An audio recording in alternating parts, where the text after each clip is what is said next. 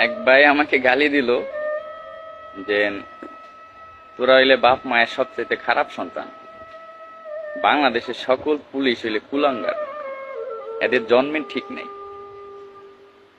আমার কথা হইলো যে ভাই, বাংলাদেশে 2,20,000 পুলিশ, আমি মাইনে নিলাম বাংলাদেশে 2 লক্ষ পুলিশ বাপ মায়ের খারাপ সন্তান, কুলাঙ্গার, মূর্খ।